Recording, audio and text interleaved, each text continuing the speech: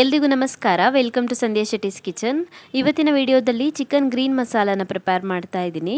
ತುಂಬಾ ಟೇಸ್ಟಿಯಾಗಿ ಬರುತ್ತೆ. ಚಪಾತಿ ಜೊತೆಗೆ, ರೈಸ್ ಜೊತೆಗೆ, ಹಾಗೆಯೇ ರೋಟಿ ಜೊತೆಗೆಲ್ಲ ತಿನ್ನೋದಕ್ಕೆ ತುಂಬಾ ಚೆನ್ನಾಗಿರುತ್ತೆ. ಹಾಗೆಯೇ ಈಸಿಯಾಗಿ ಪ್ರಿಪೇರ್ ಮಾಡ್ಬೋದು ಇದನ್ನು. ಬನ್ನಿ ಹಾಗಿದ್ರೆ ರೆಸಿಪಿ ಹೇಗಿದೆ ಅಂತ ನೋಡೋಣ. ನಾನಿಲ್ಲಿ ಅರ್ಧ kg ಆಗುವಷ್ಟು ಚಿಕನನ್ನು ತೊಗೊಂಡಿದ್ದೀನಿ. ಚಿಕನನ್ನು ತೊಳೆದ್ಬಿಟ್ಟು ರೆಡಿ ಮಾಡಿ ಇಟ್ಕೊಂಡಿದ್ದೀನಿ. ಮೊದಲಿಗೆ ಗ್ರೀನ್ ಮಸಾಲೆನ ರುಬ್ಬಿ ರೆಡಿ ಮಾಡ್ಕೊಳ್ಳೋಣ. ಗ್ರೀನ್ ಮಸಾಲೆ ರುಬ್ಬೋದಕ್ಕೆ ನಾನಿಲ್ಲಿ ಒಂದು ಮಿಕ್ಸಿ ಜಾರಿಗೆ ಅರ್ಧ ಕಟ್ ಆಗುವಷ್ಟು ಕೊತ್ತಂಬರಿ ಸೊಪ್ಪನ್ನು ಸೇರಿಸ್ಕೊಳ್ತಾ ಇದ್ದೀನಿ. ಅಂದಾಜು ಒಂದು 2 ಮುಷ್ಟಿ ಆಗುವಷ್ಟು ಇರ್ಬೋದು ಇದು. ಹಾಗೆಯೇ 7ರಿಂದ 8 ಪುದೀನ ಎಲೆಗಳನ್ನು ಸೇರಿಸ್ಕೊಳ್ಬೇಕು.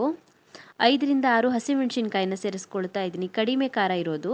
ಖಾರ ಜಾಸ್ತಿ ಇದ್ದರೆ ಒಂದು 2-3 ಸೇರಿಸ್ಕೊಂಡ್ರೆ ಸಾಕಾಗುತ್ತೆ. ಹಾಗೆಯೇ 8ರಿಂದ 10 ಎಸಳು ಆಗುವಷ್ಟು ಬೆಳ್ಳುಳ್ಳಿನ ಸೇರಿಸ್ಕೊಳ್ತಾ ಇದ್ದೀನಿ. ಚಿಕ್ಕ ಚಿಕ್ಕ ಬೆಳ್ಳುಳ್ಳಿ 8ರಿಂದ 10 ಎಸಳು ಆಗುವಷ್ಟು ಸೇರಿಸ್ಕೊಂಡಿದ್ದೀನಿ. ಒಂದು ಈರುಳ್ಳಿನ ಕಟ್ ಮಾಡಿಬಿಟ್ಟು ಸೇರಿಸ್ಕೊಂಡಿದ್ದೀನಿ. ಹಾಗೆಯೇ 1 ಚಮಚ ಆಗುವಷ್ಟು ಶುಂಠಿ ಬೆಳ್ಳುಳ್ಳಿ ಪೇಸ್ಟನ್ನು ಸೇರಿಸ್ಕೊಳ್ಳಿ. ಅರ್ಧ ಚಮಚ ಆಗುವಷ್ಟು ಕಾಳು ಮೆಣಸನ್ನು ಸೇರಿಸ್ಕೊಳ್ಬೇಕು. ಬ್ಲ್ಯಾಕ್ ಪೆಪ್ಪರ್ನ ರೋಸ್ಟ್ ಮಾಡಿರೋದಿದು, ಡ್ರೈ ರೋಸ್ಟ್ ಮಾಡಿರೋದು. ಹಾಗೆಯೇ ಡ್ರೈ ರೋಸ್ಟ್ ಮಾಡಿರುವಂಥ ಜೀರಿಗೆನ ಸೇರಿಸ್ಕೊಳ್ಬೇಕು, ಅರ್ಧ ಚಮಚ ಆಗುವಷ್ಟು. 1/4 ಚಮಚ ಆಗುವಷ್ಟು ಅರಿಶಿಣ ಪುಡಿನ ಸೇರಿಸ್ಕೊಳ್ಳಿ. ಹಾಗೆಯೇ ಒಂದು ಸಣ್ಣ ಪೀಸ್ ಆಗುವಷ್ಟು ಹುಣಸೆಹಣ್ಣನ್ನು ಸೇರಿಸ್ಕೊಳ್ತಾ ಇದ್ದೀನಿ. ಹುಣಸೆಹಣ್ಣು ಬದಲಿಗೆ ಲಿಂಬೆಹಣ್ಣಾದರೂ ಹಿಂಡ್ಕೊಳ್ಬೋದು. ಹಾಗೆಯೇ ಒಂದು ಲವಂಗ, ಒಂದು ಏಲಕ್ಕಿ ಮತ್ತು ಒಂದು ಸಣ್ಣ ಪೀಸ್ ಆಗುವಷ್ಟು ಚಕ್ಕೆಯನ್ನು ಸೇರಿಸ್ಕೊಂಡಿದ್ದೀನಿ. 4ರಿಂದ 5 ಗೋಡಂಬಿನ ಸೇರಿಸ್ಕೊಳ್ತಾ ಇದ್ದೀನಿ. ಗೋಡಂಬಿನ ಹಾಗೇನೂ ಹಾಕ್ಕೊಳ್ಬೋದು ಅಥವಾ ರೋಸ್ಟ್ ಮಾಡಿನೂ ಹಾಕ್ಕೊಳ್ಬೋದು. ರೋಸ್ಟ್ ಮಾಡಿ ಹಾಕ್ಕೊಂಡ್ರೆ ಇನ್ನೂ ರುಚಿಯಾಗಿ ಬರುತ್ತೆ. ಒಂದು ಅರ್ಧ ಲೋಟ ಆಗುವಷ್ಟು ನೀರನ್ನು ಸೇರಿಸ್ಬಿಟ್ಟು ನೈಸಾಗಿ ರುಬ್ಕೊಳ್ಬೇಕು. ನೈಸಾಗಿ ರುಬ್ಬಿ ರೆಡಿ ಮಾಡಿ ಇಟ್ಕೊಳ್ಳಿ ಗ್ರೀನ್ ಮಸಾಲೆನ. ಗ್ರೀನ್ ಮಸಾಲೆ ರುಬ್ಬಿರೋದು ರೆಡಿಯಾಗಿದೆ. ಇವಾಗ ಒಂದು ಬಾಣಲಿನ ಕಾಯಿಸ್ಬಿಟ್ಟು ಅದಕ್ಕೆ 4ರಿಂದ 5 ಚಮಚ ಆಗುವಷ್ಟು ಎಣ್ಣೆನ ಸೇರಿಸ್ಕೊಳ್ಬೇಕು. ಎಣ್ಣೆ ಚೆನ್ನಾಗಿ ಕಾದ ನಂತರ ಇದಕ್ಕೆ ಒಂದು ಚೆನ್ನಾಗಿ ಹೆಚ್ಚಿರುವಂಥ ಈರುಳ್ಳಿನ ಸೇರಿಸ್ಕೊಳ್ಬೇಕು. ಈರುಳ್ಳಿನ ಚಿಕ್ಕ ಚಿಕ್ಕದಾಗಿ ಹೆಚ್ಕೊಳ್ಬೇಕು. ಚಿಕ್ಕ ಚಿಕ್ಕದಾಗಿ ಹೆಚ್ಚಿ ಸೇರಿಸ್ಕೊಳ್ಳಿ ಒಂದು ಈರುಳ್ಳಿನ. ಚೆನ್ನಾಗಿ ಫ್ರೈ ಮಾಡ್ಕೊಳ್ಳಿ. 1 ನಿಮಿಷದವರೆಗೂ ಚೆನ್ನಾಗಿ ಫ್ರೈ ಮಾಡ್ಕೊಳ್ಳಿ ಈರುಳ್ಳಿನ. ಈರುಳ್ಳಿ ಚೆನ್ನಾಗಿ ಫ್ರೈ ಮಾಡ್ಕೊಂಡ ನಂತರ ಇದಕ್ಕೆ ಚಿಕನನ್ನು ಸೇರಿಸ್ಕೊಳ್ಳೋಣ. ನಾವು ತೊಳೆದು ರೆಡಿ ಮಾಡಿ ಇಟ್ಕೊಂಡಿರುವಂಥ ಚಿಕನನ್ನು ಸೇರಿಸ್ಕೊಳ್ಬೇಕು. ಹಾಗೆಯೇ ರುಚಿಗೆ ತಕ್ಕಷ್ಟು ಉಪ್ಪನ್ನು ಸೇರಿಸ್ಕೊಳ್ಳಿ. ಫಾರಮ್ ಕೋಳಿ ಆಗಿರೋದ್ರಿಂದ ಬೇಗನೆ ಬೇಯುತ್ತೆ. ಹಾಗಾಗಿ ಇವಾಗಲೇ ಉಪ್ಪು ಸೇರಿಸ್ಕೊಳ್ಬೋದು. ಚೆನ್ನಾಗಿ ಮಿಕ್ಸ್ ಮಾಡ್ಕೊಳ್ಳಿ. ಚೆನ್ನಾಗಿ ಮಿಕ್ಸ್ ಮಾಡ್ಕೊಂಡ ನಂತರ ಮುಚ್ಚಳನ ಮುಚ್ಚಿಬಿಟ್ಟು ಬೇಯಿಸ್ಕೊಳ್ಬೇಕು. ಇದನ್ನು ಒಂದು 5 ನಿಮಿಷದವರೆಗೂ ಬೇಯಿಸ್ಕೊಂಡ್ರೆ ಸಾಕಾಗುತ್ತೆ. ಮತ್ತು ಮಸಾಲೆ ಸೇರಿಸ್ಬಿಟ್ಟು ಮತ್ತೆ ಜಾಸ್ತಿ ಹೊತ್ತು ಬೇಯಿಸ್ಕೊಳ್ಬೇಕು. ಇವಾಗ ಒಂದು 5 ನಿಮಿಷದವರೆಗೂ ಮುಚ್ಚಳನ ಮುಚ್ಚಿಬಿಟ್ಟು ಬೇಯಿಸ್ಕೊಂಡ್ರೆ ಸಾಕಾಗುತ್ತೆ. 5 ನಿಮಿಷದವರೆಗೂ ಬೇಯಿಸ್ಕೊಂಡಿದ್ದೀನಿ ಮುಚ್ಚಳನ ಮುಚ್ಚಿಬಿಟ್ಟು. ಚಿಕನ್ ಇನ್ನೂ ಪೂರ್ತಿಯಾಗಿ ಬೆಂದಿಲ್ಲ, ಇನ್ನೂ ಬೇಯೋದಿದೆ. ಇವಾಗ ಮಸಾಲೆನ ಸೇರಿಸ್ಬಿಟ್ಟು ಮಸಾಲೆ ಜೊತೆಗೆ ಬೇಯಿಸ್ಕೊಳ್ಳೋಣ.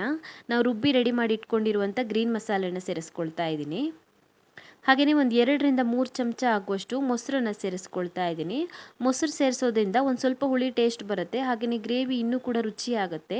ಚಿಕನ್ ಕೂಡ ಒಂದು ಸ್ವಲ್ಪ ಸಾಫ್ಟ್ ಆಗುತ್ತೆ ಮೊಸರು ಸೇರಿಸಿದ್ರೆ. ಚೆನ್ನಾಗಿ ಮಿಕ್ಸ್ ಮಾಡ್ಕೊಳ್ಳಿ. ಚೆನ್ನಾಗಿ ಮಿಕ್ಸ್ ಮಾಡ್ಕೊಂಡ ನಂತರ ಮುಚ್ಚಳನ ಮುಚ್ಚಿಬಿಟ್ಟು ಮತ್ತೆ ಒಂದು 10 ನಿಮಿಷದವರೆಗೂ ಬೇಯಿಸ್ಕೊಳ್ಳೋಣ. ನೀರೆಲ್ಲ ಇಂಗಬೇಕು ಇದರಲ್ಲಿರೋದು. 10 ನಿಮಿಷದವರೆಗೂ ಬೇಯಿಸ್ಕೊಂಡಿದ್ದೀನಿ. ಚೆಕ್ ಮಾಡ್ಕೊಳ್ಳಿ ಒಂದು ಸಲ. ನೀರೆಲ್ಲ ಸ್ವಲ್ಪ ಇಂಗಿದೆ. ಇವಾಗ ಇದಕ್ಕೆ ರುಚಿ ನೋಡಿಬಿಟ್ಟು ಉಪ್ಪನ್ನು ಸೇರಿಸ್ಕೊಳ್ಳೋಣ. ಚಿಕನ್ಗೆ ಮಾತ್ರ ಉಪ್ಪು ಹಾಕ್ಕೊಂಡಿದ್ದೆ ನಾನು, ಗ್ರೇವಿಗೆ ಉಪ್ಪು ಹಾಕ್ಕೊಂಡಿರಲಿಲ್ಲ. ಇವಾಗ ಗ್ರೇವಿಗೆ ಬೇಕಾಗುವಷ್ಟು ಉಪ್ಪನ್ನು ಸೇರಿಸ್ಕೊಳ್ಳೋಣ. ರುಚಿಗೆ ತಕ್ಕಷ್ಟು ಉಪ್ಪನ್ನು ಸೇರಿಸ್ಕೊಳ್ಳಿ. ಚೆನ್ನಾಗಿ ಮಿಕ್ಸ್ ಮಾಡ್ಕೊಳ್ಳಿ ಉಪ್ಪನ್ನು ಸೇರಿಸ್ಬಿಟ್ಟು. ಉಪ್ಪು ಸೇರಿಸಿ ಆದ ನಂತರ ಮತ್ತೆ ಬೇಯಿಸ್ಕೊಳ್ಬೇಕು. ಮತ್ತೆ ಮುಚ್ಚಳನ ಮುಚ್ಚಿಬಿಟ್ಟು ಒಂದು 3-4 ನಿಮಿಷ ಬೇಯಿಸ್ಕೊಳ್ಳೋಣ. ಉಪ್ಪೆಲ್ಲ ಚೆನ್ನಾಗಿ ಹಿಡಿಯುತ್ತೆ ಚಿಕನ್ಗೆ ಗ್ರೇವಿಗೆ ಎಲ್ಲದಕ್ಕೂ ಉಪ್ಪು ಚೆನ್ನಾಗಿ ಹಿಡಿಯುತ್ತೆ. ಮುಚ್ಚಳನ ಮುಚ್ಚಿಬಿಟ್ಟು 3ರಿಂದ 4 ನಿಮಿಷದವರೆಗೂ ಬೇಯಿಸ್ಕೊಳ್ಳಿ. ರೆಡಿಯಾಗಿದೆ ಇದು ಸರ್ವ್ ಮಾಡೋದಕ್ಕೆ. ಚೆನ್ನಾಗಿ ಕುಕ್ ಆಗಿದೆ. ಚಿಕನ್ ಕೂಡ ಚೆನ್ನಾಗಿ ಕುಕ್ ಆಗಿದೆ. ಮಸಾಲೆ ಕೂಡ ಚೆನ್ನಾಗಿ ಬೆಂದಿದೆ.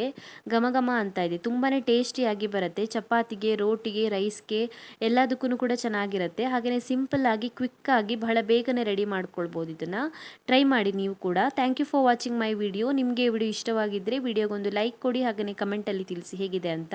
ನೀವು ನನ್ನ ಚಾನಲ್ಗೆ ಇನ್ನೂ ಸಬ್ಸ್ಕ್ರೈಬ್ ಮಾಡಿಲ್ಲ ಅಂದರೆ ಇವಾಗಲೇ ಸಬ್ಸ್ಕ್ರೈಬ್ ಮಾಡ್ಕೊಳ್ಳೋದನ್ನು ಮರಿಬೇಡಿ.